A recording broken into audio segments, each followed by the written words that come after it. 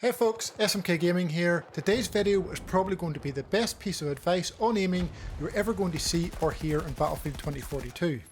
It is actually a very simple thing and it should be very obvious, but many get it wrong, and when it goes wrong it will go very badly for you and your aim will be all over the place. It doesn't matter how much you tweak your settings or change things up, it won't make a single bit of difference. Your aim will never improve if you don't avoid doing this. It will be mostly related to console players, but aspects also apply to PC. Good players already do what I'm about to show you, but they don't really realise that they are doing it. You never see it explained. So here it is.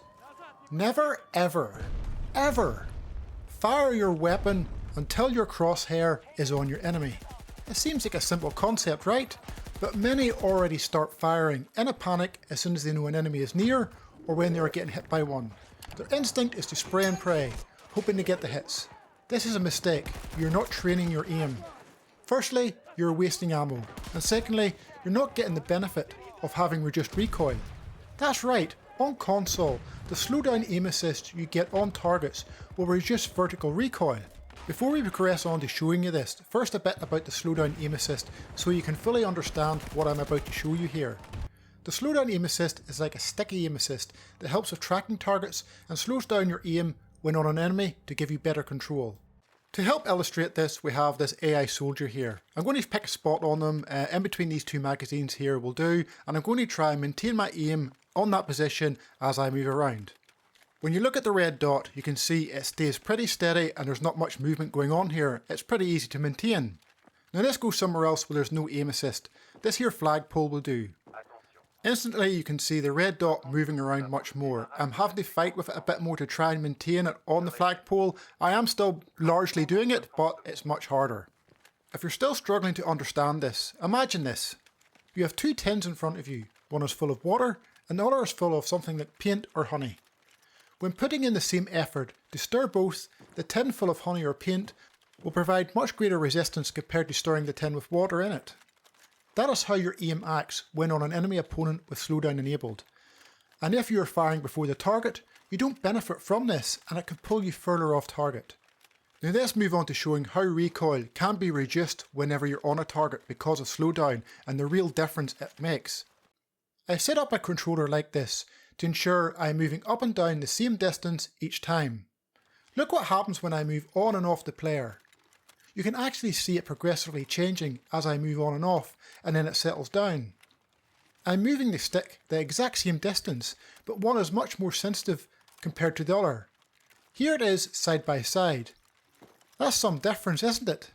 A byproduct of this slowdown aim assist is that vertical recoil is lower because your aim resists going up. Think back to the tin of paint versus the tin of water. Ever wondered why it seems so many good players are able to better control recoil? They get accused of using some type of anti-recoil device? Well, this will partially explain why they're so good at the recoil control. They only ever fire when on target, and the slowdown gives them the additional benefit of being able to control recoil that much easier, and therefore the appearance of the recoil is also reduced. They aim where they want and then start to fire, unlike a newest player which panic fires, and of course the recoil, the kick of the weapon is going to be far greater because they're not getting that slowdown to help reduce it. You too could be using this to your advantage, plus more. In fact, look at this situation here and watch closely.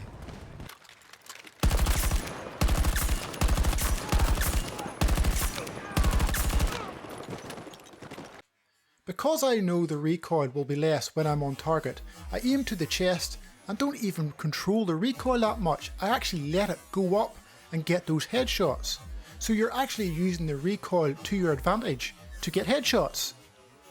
If you start firing your weapon before your crosshair is on the target, the recoil will likely take your aim way above the player you're trying to aim at. Even if you do this slightly before acquiring the target, it will be the same result. This is because when you're moving your crosshair across the screen, this will be horizontal movement. The joystick will position to the right or the left. As the person starts to fire too early, this will add vertical movement you won't be able to easily counter and pull down on as you move your crosshair across your screen. You can't control vertical movement when the stick is moving horizontally. If you try and control that recoil, well then you won't move to the right and left as quickly and you won't get to your target. Think about it.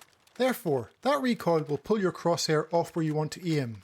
So in finishing, Do not shoot until you're on your target. It makes acquiring the target much easier and then reduces your recoil when firing. You can then use that reduced recoil to get easier headshots. I hope you found this video helpful, folks. If you did, drop a like and comment below.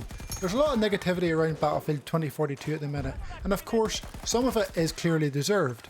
I'm trying to keep those that remain in the game informed and entertained, and don't want this video to get lost amongst all the hate. Liking and commenting really helps with that. Take care, folks, have a great new year, and I'll see you all in 2022.